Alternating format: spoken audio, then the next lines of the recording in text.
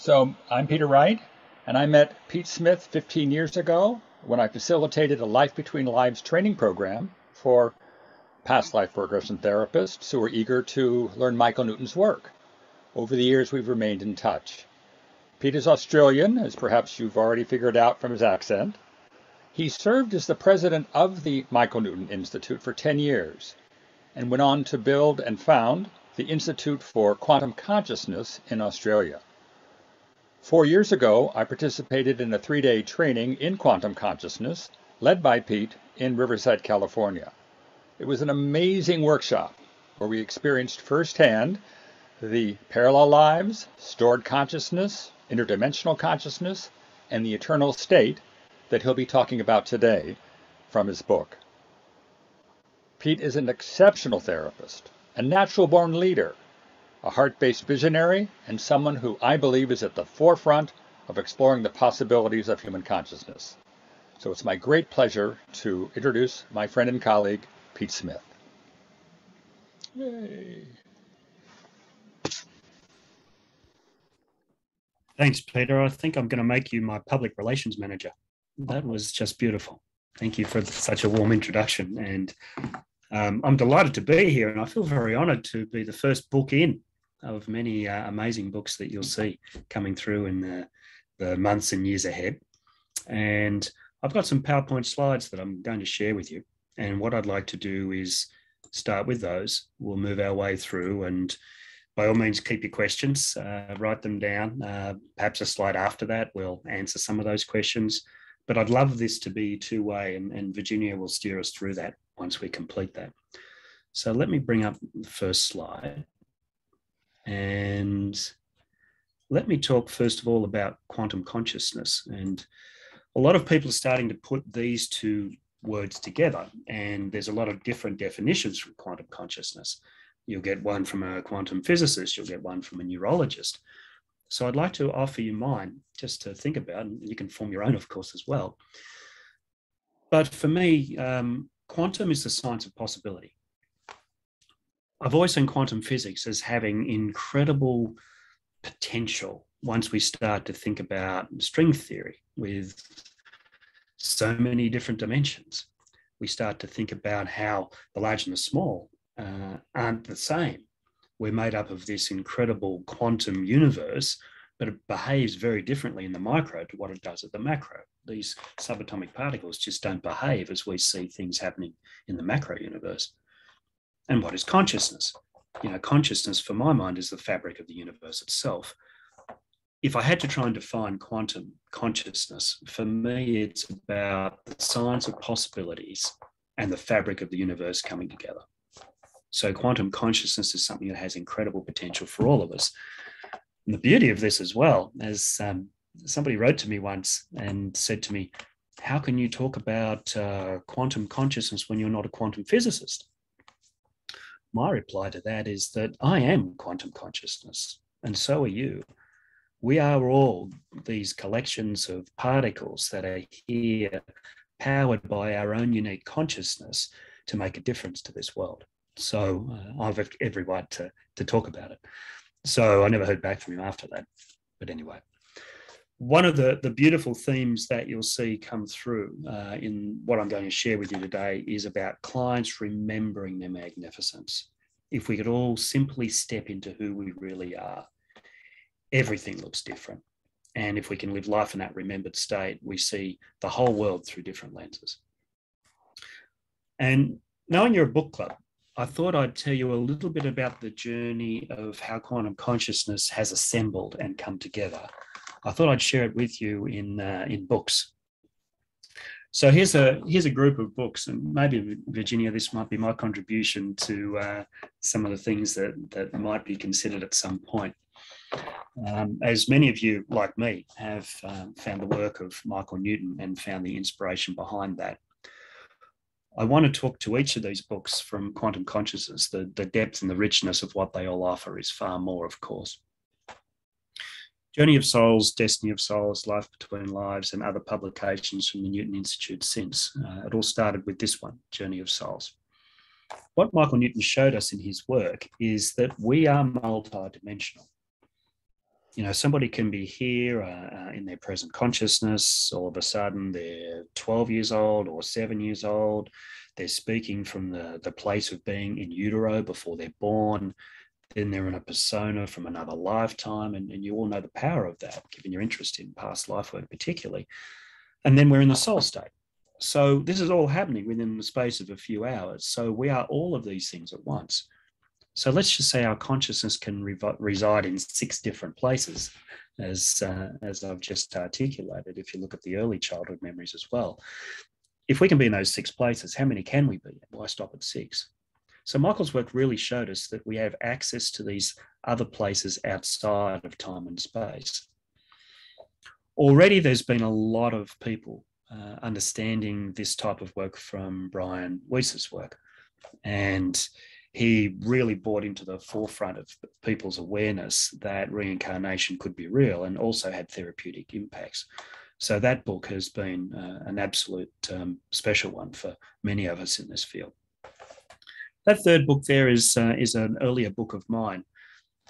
When I was inspired by the Life Between Lives work and first met Peter all those years ago, and I went back and I started to design hypnotherapy courses that would get people ready to look at the spiritual side of hypnotherapy.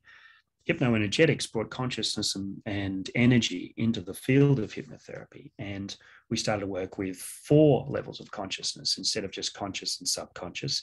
We also worked with superconscious and collective consciousness in a way to prepare people for the more advanced work of LBL. So it started to change the shape and form of hypnotherapy in my country. And that work is still being taught today at the Academy of Hypnoenergetics by a dear colleague of mine. When I started to build those courses, I found the best possible text. One of them was The Biology of Belief by Bruce Lipton. What I drew out of Bruce's work was that we are not our genes. We are responsive to our environment as the incredible beings that we are in human form. We actually adapt to our environments from the way that we hold our view of those environments. So if we feel spiritual, we can build a spiritual environment around us. If we tap into energy, we can see the energy in the world around us as well. So what he did was he flipped us away from that dead end of, well, I am my genes, I am my energetic inheritance from my ancestors.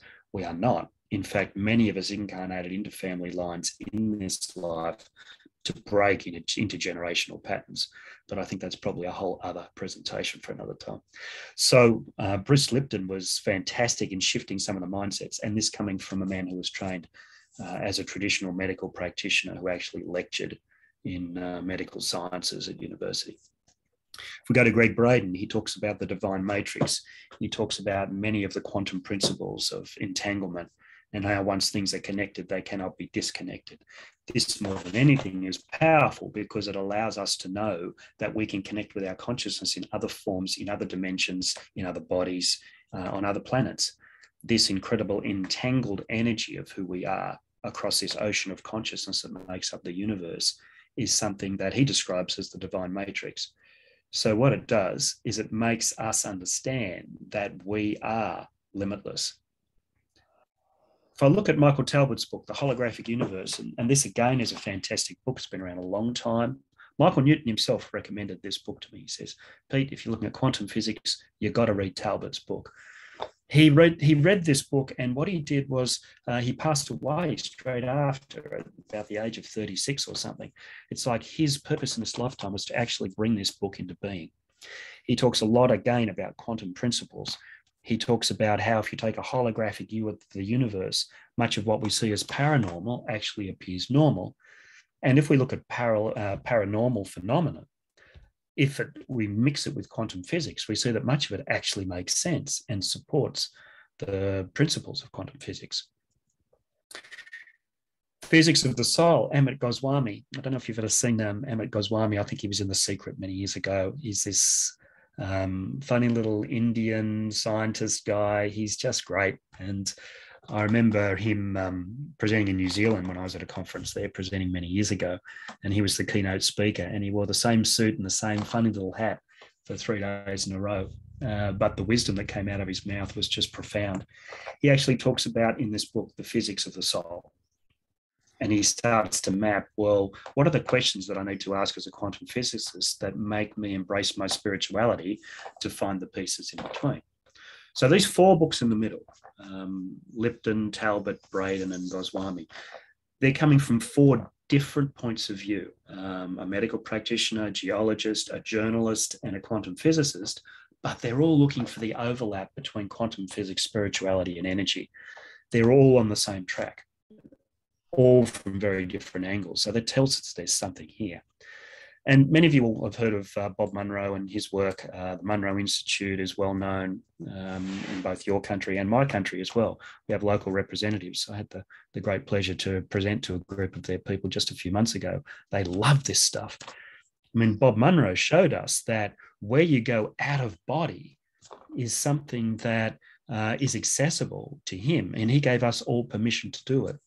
You may have heard of the hemisync work that they do, where they mix brainwave patterns to create the delta state. I mean, very clever stuff that they're doing. Whilst Robert Munro was a pioneer and very few people can actually achieve what he achieved naturally, he opened the gateway for the rest of us to explore this. There is so much out there that's out of our bodies. Now, when we start to ask about the universe itself and how big it is, I go right back to this book from 1968 by Eric von Däniken, who first started to talk about ancient cultures and how they all had legends and carvings, statues that went into beings that were from other planets. And if you look at the fact that there's like 1 billion stars in the Milky Way galaxy itself, and then there's something, NASA tells us there's something like 2 trillion galaxies that they've mapped so far. How could we possibly be alone? And if we incarnate in many different places and in many different ways, why would we only incarnate on one planet? And let's face it, this planet's got a few issues. This might not be the only place we want to turn up. So, he started to draw these similarities between these places. Again, I had the great pleasure to present at a conference, and he was the keynote speaker.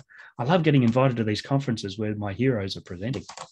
So Eric von Däniken was there, and I stood in line for ages with a friend of mine to get a book signed. I'd presented the day before at this conference for Nexus magazine, and I got to the front there, and he's signing the book, and he said, I'd just launched the first version of Quantum Consciousness as a self-published version back about 7 or 8 years ago. And he looked up at me and he said, I'm standing in front of my hero, and he said, "Did you present yesterday?" I said, "Yes, I did." He said, "Did you have a book?" I said, "Yes, I do." He said, "Can I have a copy?" I said, "Yes, you can."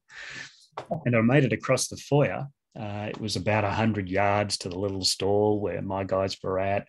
I made it there and back, I think, in about 8.6 seconds to give him a copy of my book. So yeah, I'm still recovering, I think, from that dash. But he's one of the amazing guys who really started to bridge some of these ancient cultures into present questioning. And I think his work's great. Of course, he has his detractors and people that have attacked him over the years, but I think he's a courageous fellow. There's another book here, and this is from an Australian called Mary Rodwell. And, I feel that she's really done some incredible work with off-world encounters, children who are remembering their lives on other planets. She works with those families and with the progressive parents who bring their children to Mary to understand more of their cosmic heritage. This is a fantastic book called The New Human, where she talks about these off-world and intergalactic memories of these children who are coming through. And more people are incarnating on this planet that have these off-world tendencies because they're here to help shift the consciousness of humanity. More of that as we go through. I had the great honor to present with Mary at the UFO MegaCon, and the third person is actually on our call today, who was on our stall, and that's Howard Beatty. It's great to see Howard there. So if I wanted to throw another great off-world book in there, I would choose the ETs Speak by our Howard Beatty here today. That's a book that really shifted my understanding of where we are at in compatibility and being watched over by races of beings who have the interests of humanity at heart. So, good on you, Howard. That was a fantastic piece of work and piece of research that he did. So anyway, there's a smattering of books. Most of these are probably sitting behind Peter Wright on his shelf right now. But anyway, let's continue on. I want to tell a little journey about my moment of insight, because one of the things I really want to share with you today is about my shift from being a regression therapist to being a facilitator of consciousness. And chances are that you may have drifted in that direction already in a big way. And thank you if you have. As the world changes, we need new people breaking new frontiers, carving new trails, and taking humanity with us on these journeys of discovery as we remember more and more of who we are. So my incredible moment of insight, for many years I'd worked with the iceberg analogy. And, as people who are interested in or doing regression therapy, you know what I'm talking about here most likely. There's that bit above the surface. We might refer to it as the conscious mind. There's that bit under the surface. We might call it the subconscious. The further we go down that iceberg, the more interesting it gets as we start to move through memories that we haven't had access to in this lifetime, for past life, even between life memories, even collective memories, all of that as we go deeper and deeper into that iceberg, and then even out into the ocean itself, which I see as the collective consciousness. And I thought this is an incredible piece of therapeutic work. I think regression therapy is incredibly powerful, and I believe the strongest therapeutic tool around. And I would dive into the subconscious with these clients, and I'd be chipping away at this iceberg, and I would be finding a piece, and we pull it up to the surface and it melts away, and we'd solve that childhood issue, perhaps even a past life imprint. It was really wonderful work that many of us have been doing. But then for me, it changed. And I started to consider the quantum universe and the all there is, and what we're really part of as I got further and further into quantum physics. And I realized that rather than go down into this iceberg, it was far more powerful to go out of body and out into the universe itself. And I stopped taking people down into trance, and I stopped fighting with the defense mechanisms and the conscious interference and all of that by simply lifting them out of their body and setting them free. Once I did that, I didn't get any more resistance. And we started to move them outside of time and space, and I'd use timelines, I'd use regression techniques so wonderfully well and so powerfully. And I'd been teaching them through a couple of different hypnotherapy schools that I'd had over the years. But then I turned it upside down, and I turned the iceberg upside down and took us out straight into the universe itself. And that really was the part that changed everything for me and brought quantum consciousness into being, realizing that it was about going out and not down. Okay. So if I go back to the quantum physics piece, and I spent a couple of years reading quantum physics, I can't begin to tell you how many science books put me to sleep. I can't begin to tell you how many inspiring pieces. You'd read a whole book on quantum physics, and then the little thing drops in at the end that helps you understand. Now I get it. And you realize if you've seen any of Brian Greene's books that are about an inch thick on very fine print, a brilliant, brilliant man, but a lot of science. But from the science comes the insight. And if we can catch those insights as they come out of the science, use them as a springboard into consciousness, then that's what this is all about. So I started to explore 4 pieces of quantum physics, 4 of the methodologies. You've probably heard of the observer effect, the double slit experiment. Is it a particle or is it a wave? As it goes through one slit, you get a certain pattern on the back wall. As it goes through 2 slits, you get an interference pattern. Is it a particle? Is it a wave? It's both. You are humanity. You are both a human and you are part of humanity. We are all part of the particle and the wave analogy. What the observer effect showed us was that as you observe an experiment and you expect an outcome, you actually influence what that is. You can't be separate from the experiment that you're conducting. And, the scientists are still trying to get their heads around this when they look at the scientific method, because they don't understand that they're intruding on the scientific method just by putting in place the scientific method.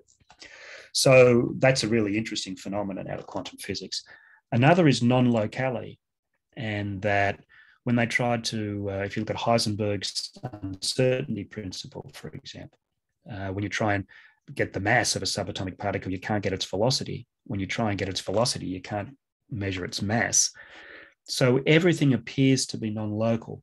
Things exist in one place and they blink out of existence and they turn up in another. And this is the way subatomic particles behave. It's interesting that we can't behave that way when we're made up of them, but perhaps one day we will. So the universe appears to be non-local.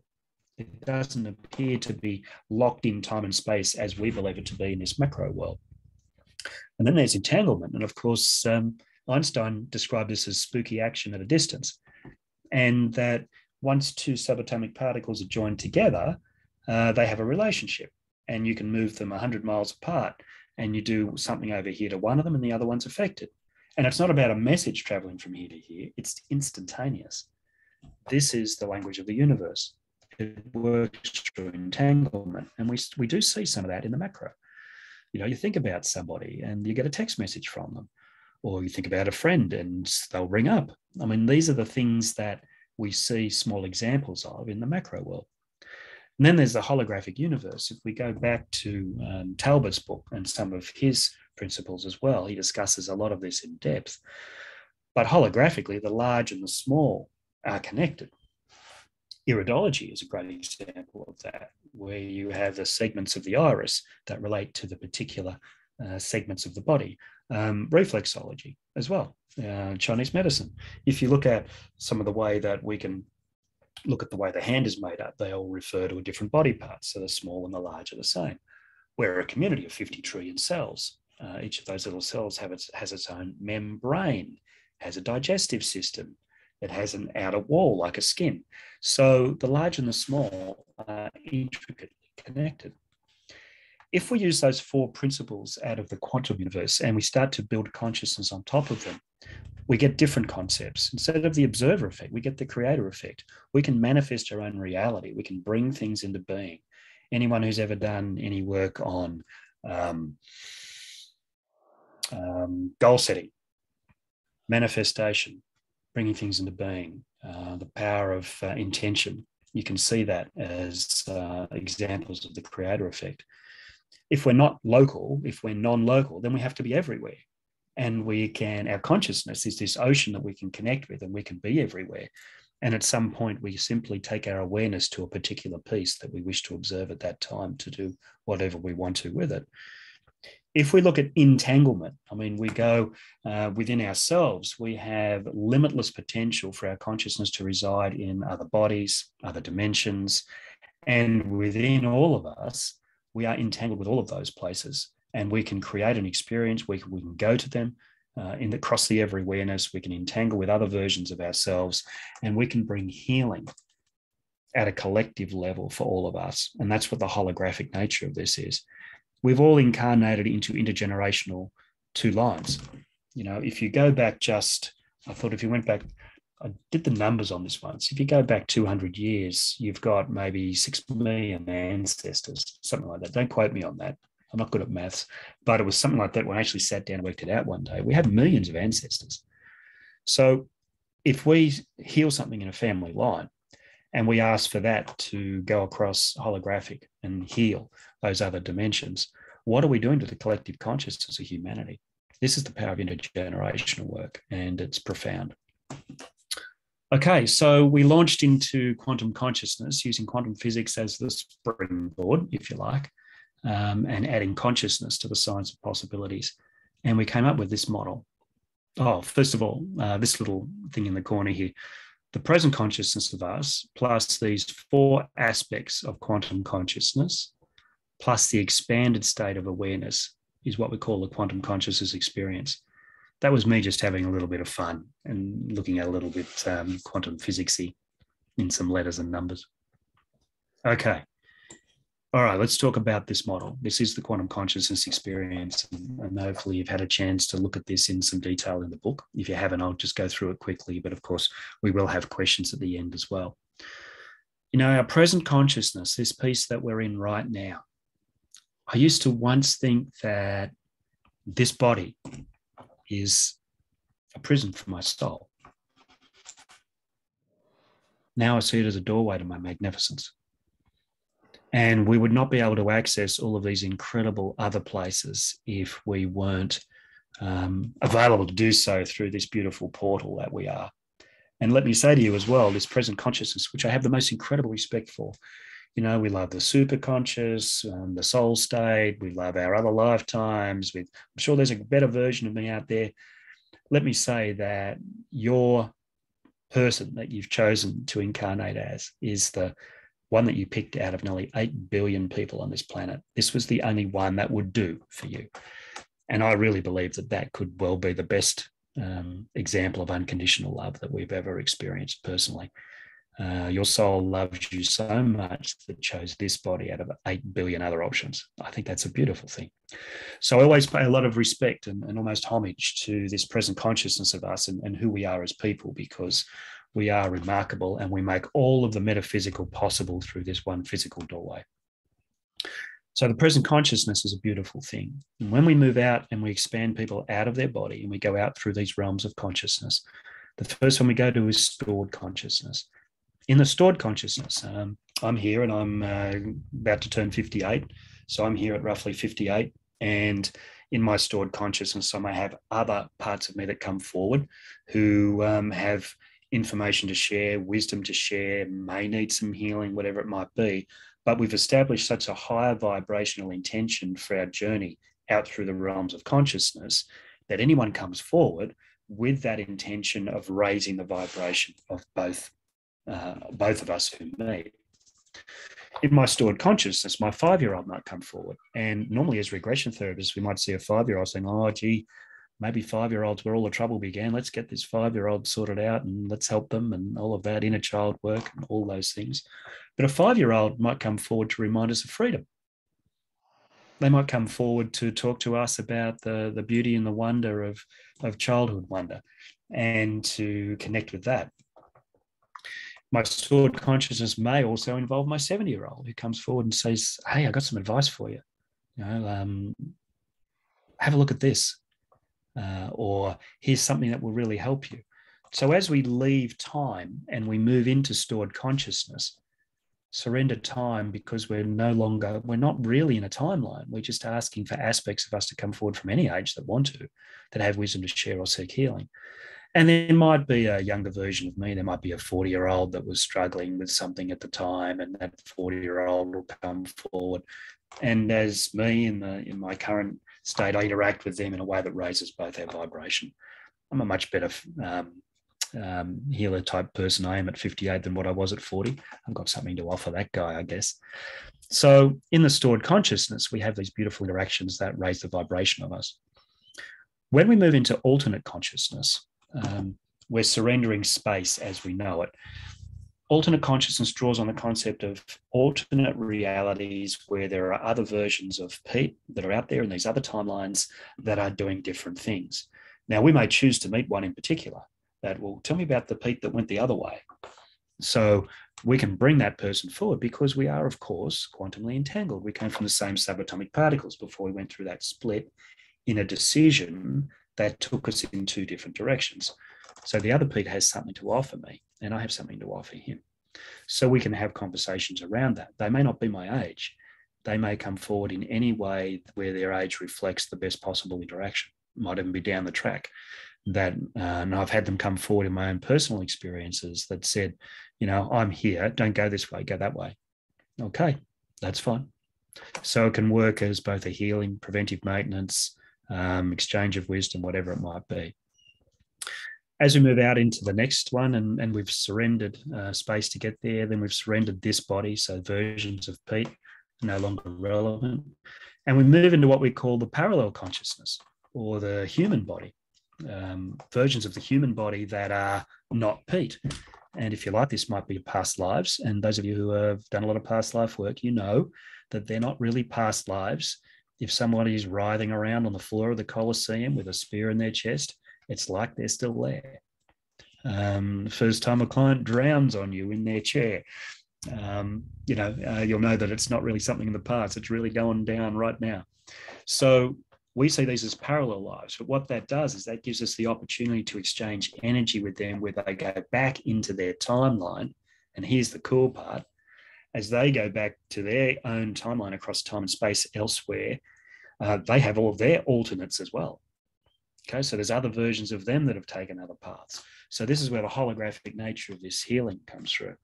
So it's like a model within a model within a model as we move into this fractal type expression of these different realms of consciousness. When we move from parallel into interdimensional, we surrender versions of human bodies. The reason that this is separate in the model is that we found that with the parallel consciousness, we found that there was a really big difference in the vibration of Earth lives versus lives elsewhere. It's like if we had any healing to do, and often it's just exploratory, it's a sharing of wisdom, it's a reminder of who we are. But once we used to get to the parallel, we would always find that it was always exploratory after that because healing was complete. It's like we'd moved beyond the human condition where we needed that healing. So we split interdimensional into its own one where we could go off-world. What inspired me to do this was the number of off-world regressions that were starting to emerge. Trends across regression work that were saying that there are more planets to incarnate on than just this one. And it was also the number of people who were choosing to incarnate on this planet from elsewhere to be part of the shift of consciousness. And again, more of that in a moment. So interdimensional consciousness has fantastic adventures across the universe in different forms, different dimensions, different experiences of consciousness, some of which we can't even really comprehend very well through human form. But I did a research paper on that recently, which I'll reference later, which might be helpful if you want to have a look at it. And then as we move beyond the interdimensional, we move past the need for any type of body and into what we call the eternal consciousness. It's, for those of you who've done Life Between Lives work, it's not like the superconscious. It's like where you actually sit out there in the universe itself as part of all there is. It's like you are embracing your limitlessness in terms of the experience that you're having. And at that time, we will often just let them rest there and we'll just hold loving space for them while they just experience that while still in human form, because it's very different from anything else that they've often experienced. These, this is a transcendent state, and to allow somebody to sit in the presence of that while you hold space for them is such an honor. And then once, of course, then we need to bring them back. Much as we'd like to leave them out there and as much as they'd like to stay, we work our way back through, and the way that we offer the experience is that we ensure that we bring back everything that has happened for us and bring it back into what becomes the forever changed present consciousness. Okay, so that's a snapshot of the model, but you can see where this is starting to pull in a lot of those book covers from earlier in the piece, where we're starting to amalgamate into one out-of-body type journey, those different realms of consciousness where we can learn so much. We may find that people take an entire theme through that as well. I want to know about, what's holding me back, and we may find them being set free in different ways in different realms. Okay, I'm just keeping an eye on time. So let me offer you some thoughts about what I thought was happening when I originally started this off. Was I thought, well, maybe this is a new modality that we're building. But for me, it's become more of a philosophy. Some will say that quantum physics itself is a philosophy rather than a field of science. I think that's at some stage we've got to learn to trust what we're getting beyond our five senses and in journeys that are outside of the physical, to understand that that's another piece of the universe that we haven't really tapped into as much as we could have. But the beauty of this, and what really changed me from being a therapist to being a facilitator of consciousness, was that we're actually taking the client into their magnificence rather than into their trauma. Now, when we take them into their unlimited potential, they look at their trauma and they see it as something that was simply a lesson that they had to learn. But what that does is that reframes any trauma that they've ever had in their life or will ever have again when they see them simply as learning. And it sets them free from a traumatic cycle. When they're right out in that space, we can ask them beautiful questions like, why did you choose these events in your life? Well, I had to learn this and I had to learn that. And that echoes a little bit into that greater consciousness that you might see in Life Between Lives work. But when they're out of it, everything looks different. So when they transcend their trauma, they realize that it's not who they are. And that can be an incredibly life-changing experience. But the beauty for us as facilitators of consciousness, I can't call myself a hypnotherapist anymore as I used to be like 20 years ago. I can't call myself a problem solver, because I don't believe that there are any problems to solve. I think there is only the client's magnificence that we can help them to find and plug them into it. And everything seems to transcend and solve itself. The beauty of that is I no longer need to find the answers. I can release myself from the pressure of being a problem solver. I can travel with them in my own state of consciousness, where I don't have to be analyzing and thinking, what's the best way to resolve this childhood trauma? Don't need to do that anymore, because a healed aspect of them will often come forward in these sessions, blend with them and change the vibration of what they're feeling. And the trauma just dissolves. So it sets us free, and it frees us up to be facilitators of consciousness in a landscape that is limited. I used to think my workplace was the world of spirit, but now I know it's the limitlessness of the universe itself, given where people go on these journeys. But there's something in the way that we facilitate, and we're no longer a therapist. We hold the knowing of the client's magnificence and what they can do from that.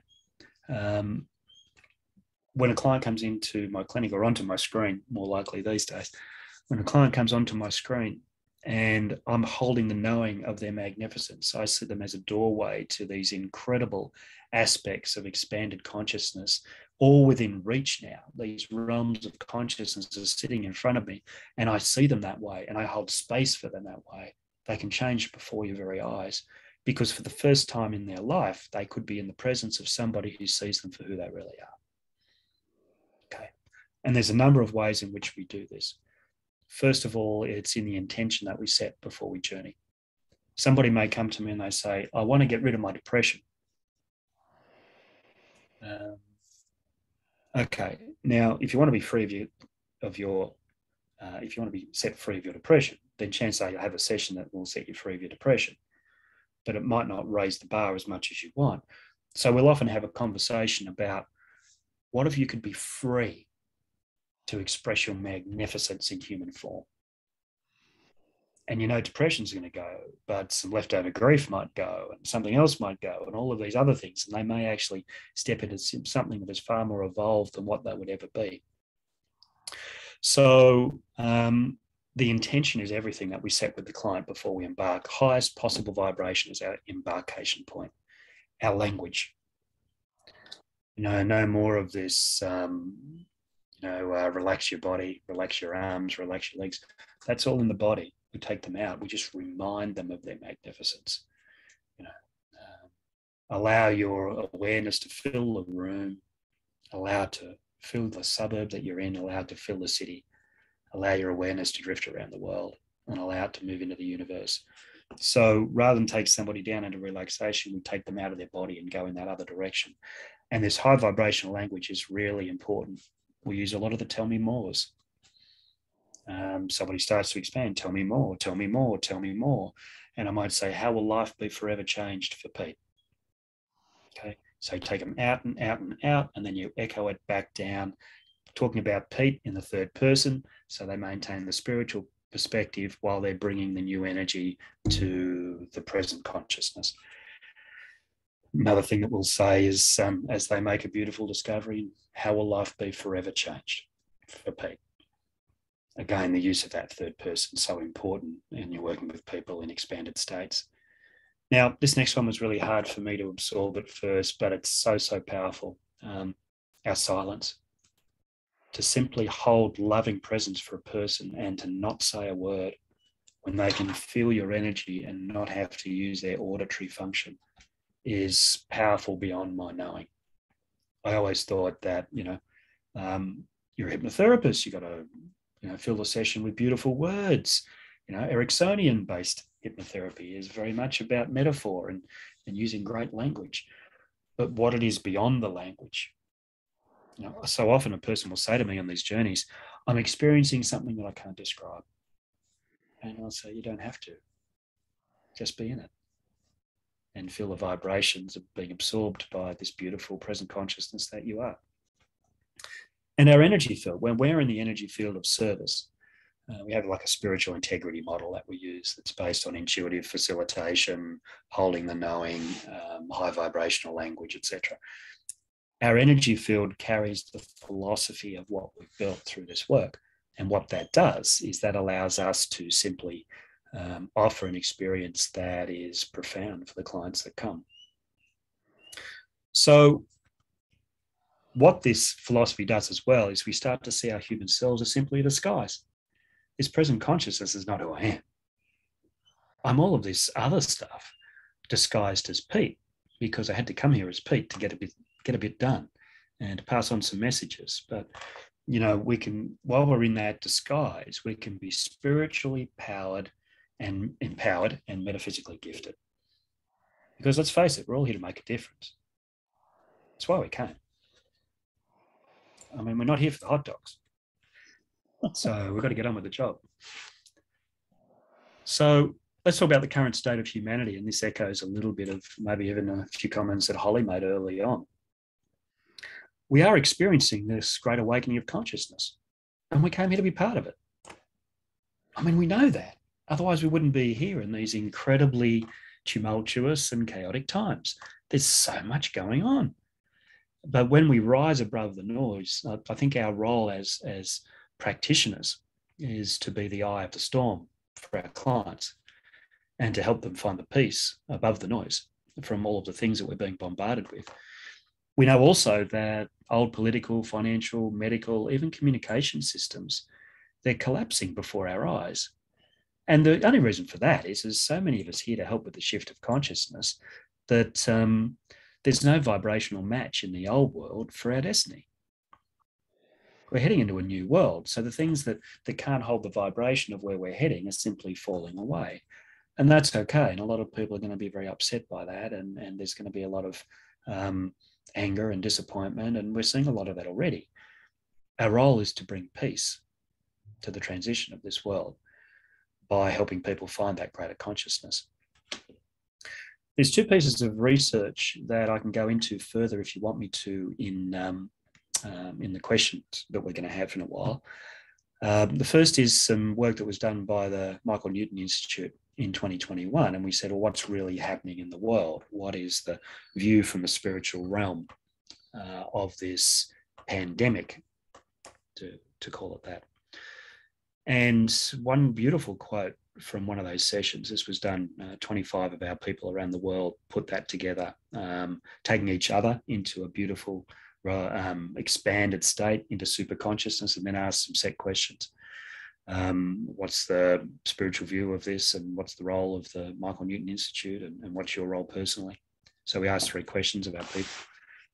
And if I share information today, I'm mainly focusing on that first one because that's most relevant to us as a group.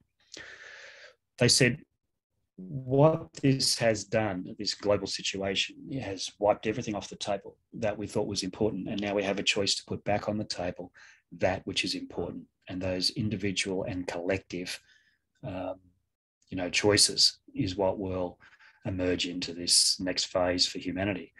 And they said that collectively and individually, we need to choose between love and fear. Okay. There was no detail about all of the human systems and what's happening and all of that. But that was a beautiful, inspiring piece of work. And it's been published in a couple of places, which I can refer to if you want me to later.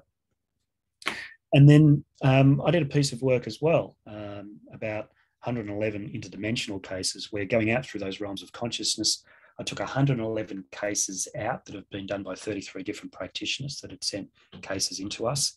And we looked for the trends across what people experienced in the interdimensional realm. And it really offered up that we're energetic beings that exist across time and space, and we bring so much to these times. People experience what it was like to be energy floating in the universe, to be what it's like to be in a different type of life form, to be in a collective consciousness rather than these individual unique ones that we have in this time and place. So again, that's a piece of research that is on the website that you can read. That it's about a 20-page paper, I think, 25 pages maybe, with lots of information about the interdimensional realm. All right, so what can we as practitioners do to support this shift to the new earth? So what I encourage you to do, whether you're in practice or wanting to be in practice, looking to get into practice, or just having conversations with other people, whatever it might be, stretch yourself to be the change you want to see in our world. There's a bit of Gandhi in there, of course, but this is about leading by example. In a holographic universe, when we do something, it ripples out from us and it infuses inspiration into others. So rather than wait for the world to change, be part of the wave. And if you're doing clients, I offer that to see them through divine eyes and not as problems that need to be solved changes your client before you even begin. So many of our psychological models, I have to go and see somebody because I'm broken. And you walk into a psychologist's office and they say, you've got anxiety, we'll be working together for 6 months, sessions every fortnight, etc., because we need to get this fixed for you. I think that's the wrong conversation. And I think these beautiful people that make up humanity are worthy of more. To see them in their magnificence and to offer them, a chance to experience that is just a gift. So if I look at the language that we use, I really encourage you to explore the metaphysical, because we are physical beings in a metaphysical universe. And it's the pieces that are outside our reach that bring the greatest inspiration. Things like love, things like connection, things like gratitude. I mean, you can't measure any of these things, but you can feel them. You feel them in the physical, but they're a metaphysical vibration of beautiful, loving resonance. One of the things we do when we take people out on these journeys, we have some words that we use. We don't do scripts because we bring words into being that echo the philosophies. One of the things we offer them is that you are a vibrational being in a universal symphony of light. We all are. And when we offer that into somebody's energy field, that's what they become. And because it triggers a knowing that they are, at some level in who they are, they know this already. And I love that quote of Nikola Tesla. He said this 100 years ago. If you want to find the secrets of the universe, think in terms of energy, frequency, and vibration. And that's never been more current than it is now. Everything's there waiting for us. We just have to look at it differently. You take the Bruce Lipton view of the human physiology, different from what he was taught. He built his own knowing about what the human being really is. We can do that too, as we see ourselves as part of this metaphysical universe. As we move through it, as we traverse it, it's the most beautiful journey that we're on. We're all here on a particular journey as humanity, as one consciousness, which is the most beautiful thing. And for us to be in that is a gift. But let me say as well that you're all very courageous souls reincarnating on this planet at this time. So thank you for being here, and thank you for being part of the shift. And on that basis, perhaps I'll move into some questions. And I'll stop sharing for now. But there's a couple of other slides at the back that I can talk about some of those other things if needed. We have something in the chat there, Virginia. Yeah, I just gave my email address. If someone wanted to send some suggestions. Okay. Okay, and thanks for the feedback there as well. So you're ready for people to ask you questions and make comments. Okay. So who would like to do that? And I can't see all of you. I can only see this part of the screen. So Georgina. Hi, thank you. That was extraordinary and beautiful. You mentioned the Newton research. Where can we find that, please? It was published in a couple of places, Georgina. Nice to see you, by the way. It was published in Nexus magazine a few months ago. It's called A Superconscious View of the Pandemic. It was also published in... was also published in the Journal for the Humanistic Psychology in the UK. It was published there as well. The article was co-wrote between myself and Pat O'Malley. Sadly, Pat passed away about 3 or 4 weeks ago. So if you follow up those articles and there's any contact that you want to ask or questions, please direct them to me.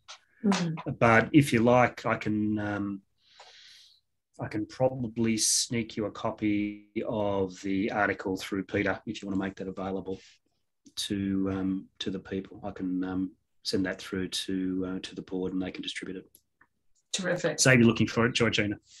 Thank you very much. I'll just get you to keep it. I'll just get you to keep it to yourselves because it's not supposed to go public for 6 months after publishing. It's in the holographic universe. It is. It is. And outside of time and space, it doesn't matter about the 6 months either, I guess. All right. Who's going to be next? Again, I can't see you all. Wave at me if you want to ask a question or say something.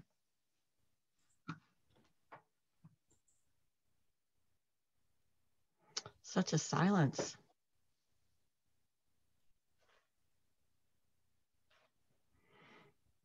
So profound and lots of information. I think people are sort of just, letting it seep in. Well, I'll say something real quick, Peter. Again, thank you so much. I read the book and I found it to be very interesting, but listening to you talk and share with your words brought so much more into clarity than just reading the book. You are a magnificent teacher, and I thank you.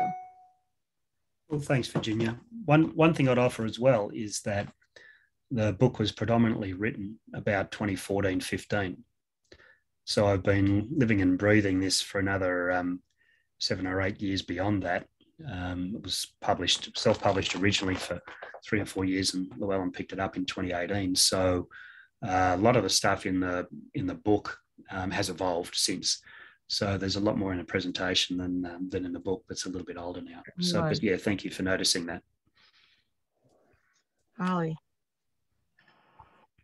So Peter, I'm curious if you would share a little bit about how doing this work has affected you personally and your own evolution.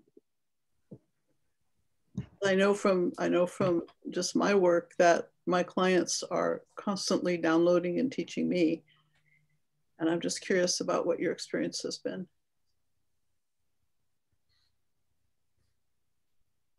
I guess I see things from a different perspective, Holly. I look at all the things that are unfolding in the world now, and I see a lot of the, I can see the noise a lot easier, maybe white noise, if you like. I think that the human layer is probably the lesser piece of who we really are. I moved to the countryside, got out of the cities. I'm in a very remote part of Australia now, hence the satellite dish, and there might be a slight delay as I'm answering questions. So I guess for me, you've got that book that came out years ago, Don't Sweat the Small Stuff. Mm-hmm. I no longer sweat the small stuff much. If I'm stuck in traffic, sometimes I'll still get a bit annoyed or something, but that doesn't happen very often given where I live. But what I've found in this work is that I have absolutely no doubt in my mind that we will prevail and we will be moving to a new world, and it will be absolutely wonderful. I don't know exactly when, I don't know the date, but I know that it is absolutely, totally and completely inevitable, because in all of this work I've done, I've never had a client tell me we're not going to get there. So I just trust that, because I believe so much in what we do. I think it's inevitable. I think we have incredible off-world support from other civilizations that are watching really carefully. I've had people describe, skies full of ships that we can't see. I've had a lot of incredible things told to me that You know, you remember Dolores Cannon's book. It's, you know, a lot of the stuff that she writes about. I've been seeing that, and I'm sure all of you have as well for some time. But, you know, I think that, you know, I just don't have a hope for humanity anymore. I have a knowing that everything's going to be okay. That helps me every day.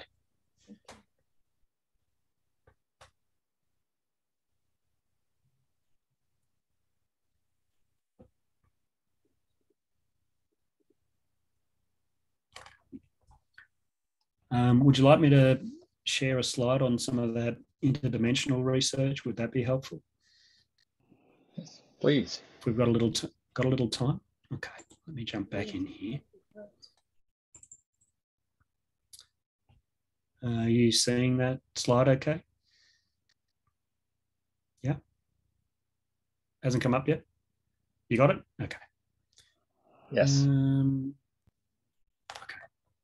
So this is the work that I pulled out of 111 cases of the full quantum consciousness experience, but just focused on the interdimensional one. Where did people go in those adventures when they went off world? Of the first 4, about 80% of these people went to either being an off-world being in a pure energetic state, an energetic life form, that third one there, or they received a metaphoric message. Now, the ones that received a metaphoric message, that they might have, you know, been shown an animal or something like that, or what it might be, they weren't closely associated with it in the experience itself. I sense that those were the ones that weren't quite ready to have their mind blown by having the experience of the other 3 types of things. But you can see where a number of them met a collective consciousness as well, or they met a past life aspect, a wise human being.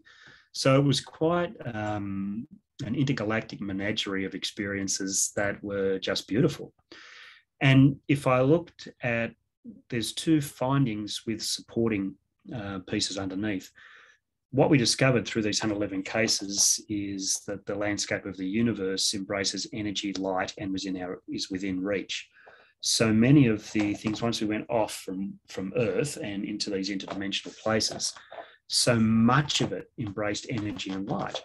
It's like that is the actual language of the universe itself, energy and light.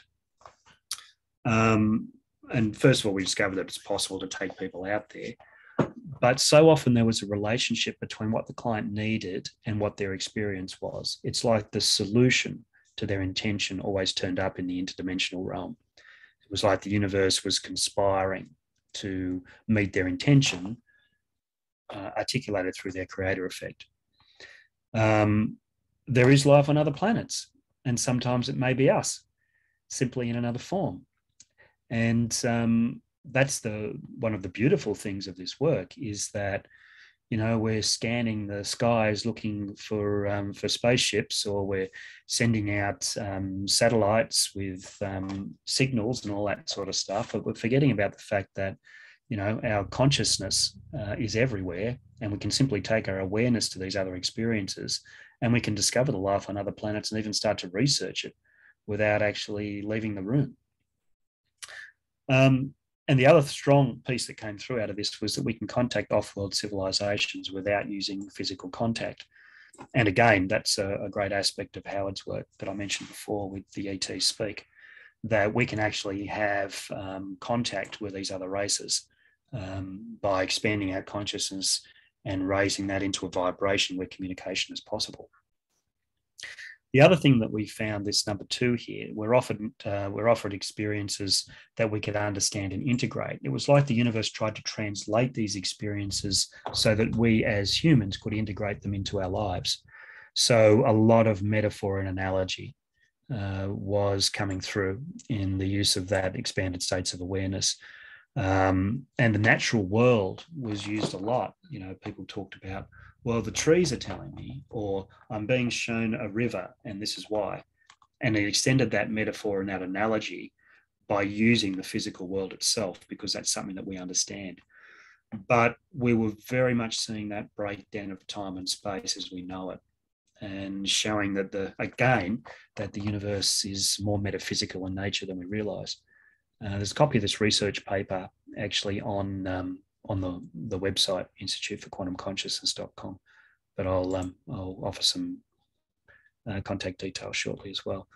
Do I see a hand up? Is it Gabriella? Shall we take that? Yes, I have my hand up. Yes, I do have a question. So I was wondering, because you talked about the pandemic and research that you and your collaborator did, do you think that we will emerge from this pandemic as more spiritual with our priorities in check, or maybe not? What do you think? I've got a slide on that, but I want to take your specific question, Gabriella. Okay. Maybe take on that. Maybe I should preface this with another sentence, that I have seen extremes. That's why I don't know what to think right now. What's your opinion? My opinion is that the extremes are possible, and that I'm a big believer in free will.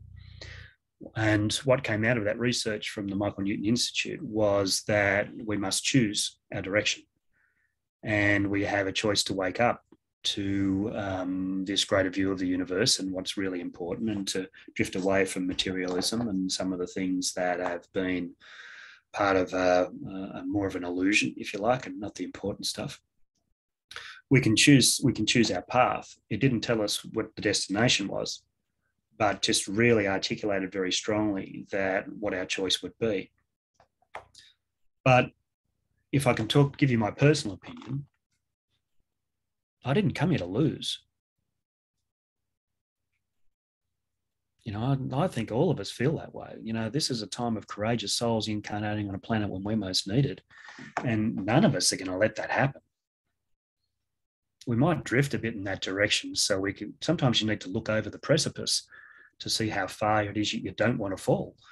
And I think that we're looking over the precipice from time to time now, but I think it's more galvanizing us to be far more powerful in the transition to a new consciousness for this planet. I'll give you an example. There's, we have enormous floods in my country at the moment. You may or may not have seen that on the news because it hasn't been covered very well, because the news people have been missing and the army's been missing and the government hasn't really done enough. But we've got communities in small rural areas not far from where I live that are coming together and rescuing people off rooftops in floodwaters and looking after each other. And people are hiring helicopters because the army hasn't showed up, and they're doing food drops. None of these people have training in how to do that.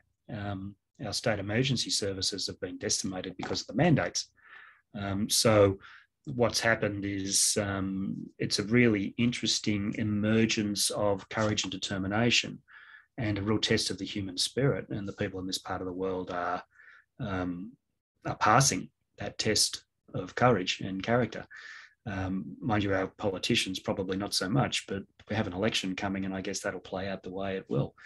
So what I'm seeing is all of this that I've heard from clients is that everyone's coming, I'm going to get this done and I'm going to make this happen. And I feel strongly about that as well. But everywhere I'm looking around, I'm seeing little emergence of heroism and courage, while the old systems that are part of our bureaucratic infrastructure falling into the background because they're not providing the people what they need. First of all, hi, Carol. How are you? Good. I have to say hi also from Faith Greiger. I'm in Richmond, Virginia, and I met Faith 7 years ago. Was able to have my first quantum consciousness experience. I feel like I had been having them prior to, but I didn't have words to put to label it. And so what I would love to say about quantum conscious experiences is that it shifts your consciousness to a much more cosmic level, where beforehand I had always felt kind of uncomfortable being on Earth. And when I started having these quantum consciousness experiences, I realized, oh, I'm here for a purpose. And it was connected not only to what I'm here with human beings for, but a bigger purpose. Yeah. So that's been my benefit from it, and I love it. I can't thank you enough for bringing it into more people's consciousness. And then the other thing, to kind of talk about what Gabrielle was mentioning, I feel like what we're doing, all of us, you know, because we're not just the people who are here, but all of us touch other people's lives, that we are building a collective consciousness, even though there's 8 billion people on the earth, and we're a small portion of that, but we're building a collective consciousness, and that's what's going to help move the shift. Yeah, absolutely. Critical mass. Thanks, Carol. Yeah, that's it. Thank you. That's well said, and thanks for your feedback on the experience. Interestingly, as we started to move from quantum consciousness into what we're now calling universal consciousness, we've got a number of shorter form experiences that we offer people. And one of them in particular is for starseeds, where people who are uncomfortable here and believe they're from somewhere else, we actually summon the resonance of home and allow them to go home and to experience what it's like when they're really from, and to have a foot there and a foot here and be the bridge between worlds. And another one that's so important that we've brought in as well as part of that program is to help the empaths. And I'm sure I'm talking to quite a number now, but, you know, for empaths to see their ability to absorb energy as a gift and not a burden. And we've taken people back pre-birth and we've reinstalled it as a gift and not a burden, and then reset their life into that energy and given them strategies how to not take it on and how to do energetic discernment as they move through life. That's making a big difference to the empaths as well, because they are the new wiring for humanity, if you like. People who are the feelers are the ones that are going to, you know, change us and bring us back into our hearts. They'll be leading the way. So we have to look after those people too.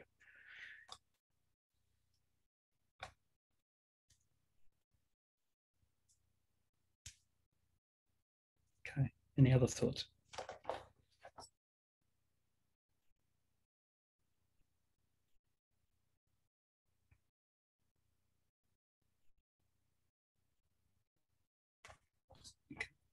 What I can do, Peter, is put up a contact slide if people want to know more. Would that be helpful?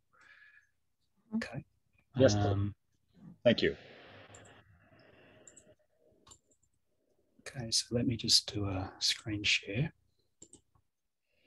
And Peter, could you talk about just a plug for your training in terms of what does training mean for those who might be interested in learning more about how to become certified in this modality? Okay. All right. Well, let me put that one up first, and then I'll wrap up with the context slide, perhaps, or still take some more questions if you like. What we've started to do is the quantum consciousness training is the one that we've been just talking about. A number of you I know have participated in that already, about the realms of consciousness. We work a bit with alternate realities, parallel lives, interdimensional and eternal. That's 5 days online. There's one of those at the end of April, but it's on more European time zones. It's the middle of the night for you guys, but we're happy to collect names and do another US one down the track, maybe later in the year. The other thing we've been experimenting with, and I was talking to Holly about this before we kicked off, because she's been doing the same sort of stuff, is ultimate consciousness is using future alternate realities to pull in the one that you want and to actually claim that, bring that into now in the highest possible vibration that either solves a problem or is your ultimate consciousness itself, ultimate self, and then collapsing all future timelines into that one self-fulfilling prophecy, if that's appropriate. If the universe wants to work that way, but it gives us more of a direction towards a higher vibration for decisions that we take further out. When we started to work with quantum consciousness, it became clear that we wanted to, we needed to bring different types of sub-experiences that were shorter and quicker. The quantum consciousness experience itself can take between 2 and 3 hours. So we brought in a number of small ones, which we use in a 6-month course now that we teach.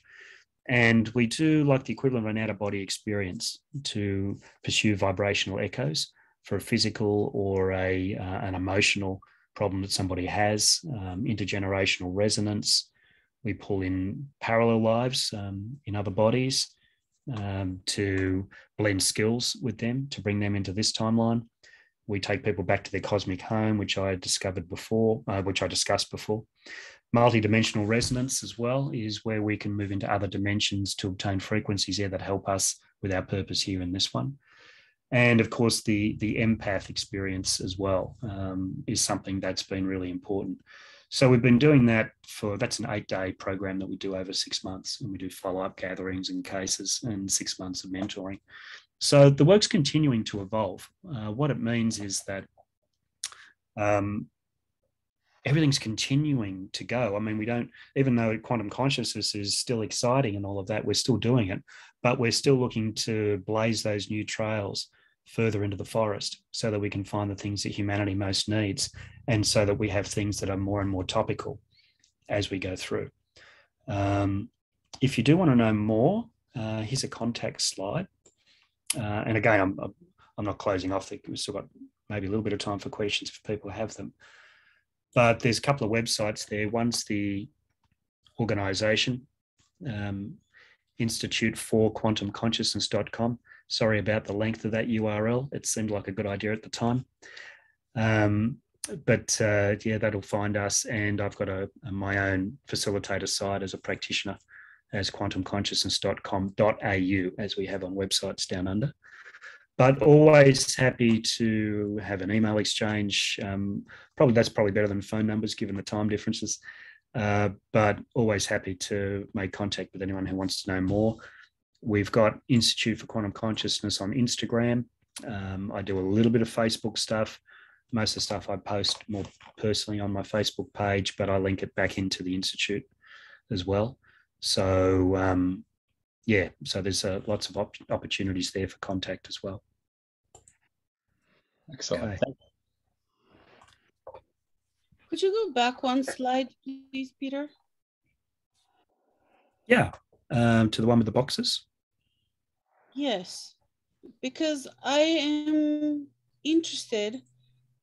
I would like to admit that I'm half ignorant about how the Dolores Cannon interdimensional training, whatever it's called, the QHHT, but I'm not sure what it stands for. Anyway, but I read a lot of her books, and I know she talks about interdimensional and parallel lives and multi-dimensional regression. How does your training differ from hers? I don't know enough about that training to be able to comment, really. I've read a couple of Dolores's books, and I think she was a fantastic pioneer in the field of what we do. I probably don't know enough to comment on the similarities or differences, to be honest.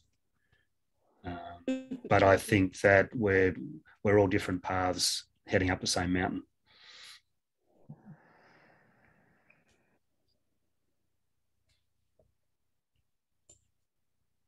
Okay. All right. Could you please tell us again, how did you phrase creating our reality is, maybe I'm wrong, correct me if I'm wrong, creating our reality is pulling the right reality or combination of alternate realities into the present? How did you put it? Okay. I probably said that, Gabriella, when I was talking about ultimate consciousness. The way we work with that is if we have somebody who comes in and they may have something happening in their life, maybe a physical, emotional trauma, it may be a decision they want to make in the future, whatever it may be, we take them into an expanded state where all of their possible futures are available to them, and we ask them to select the one that has the highest possible vibration that has solved that problem. We ask that version of them to come forward.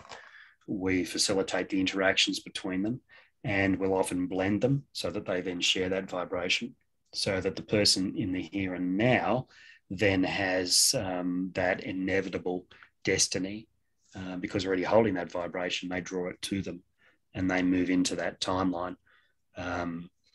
Whether or not it's in the interests of the universe for all of them to head into that one direction, we don't want to upset the universe. I think that things naturally unfold in the way that they should. We don't want to restrict anyone from learning in different timelines, but we simply make the request and ask for them to then shift into that destiny.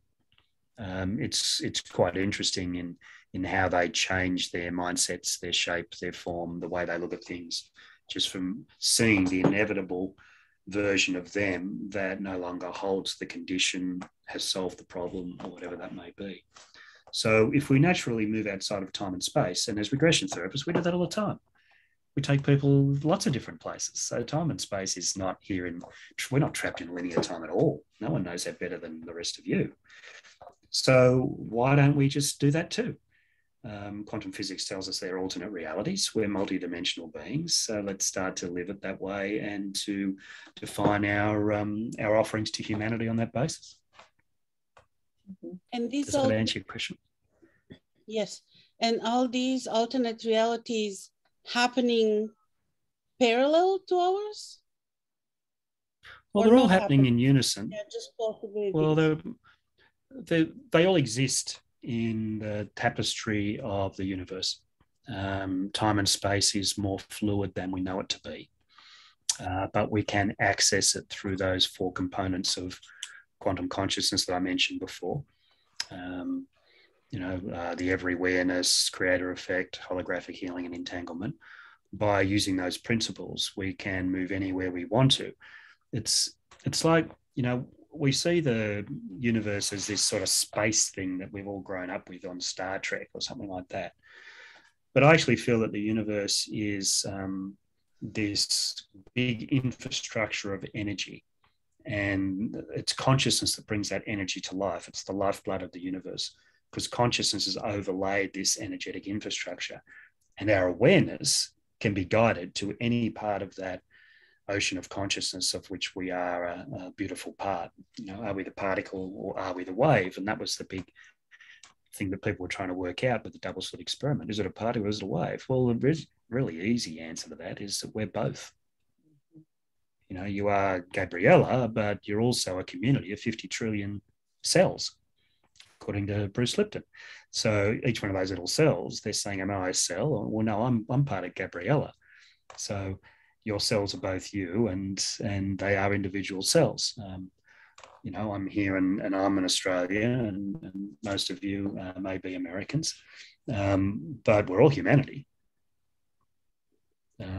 You're humanity and I'm humanity, and together we're humanity. So this whole particle wave analogy can go out anywhere. I mean, is this a planet, or are we part of a solar system, or are we part of the Milky Way galaxy? I mean, the large and the small, the holographic nature of the universe is evident at every level. And I think when we see ourselves that way as part of the bigger picture, that gives us access to the bigger picture, but more importantly, gives us the chance to do something about it. Thank you. I think I got on my soapbox a bit there. I think that was nothing to do with your question, but thanks for listening.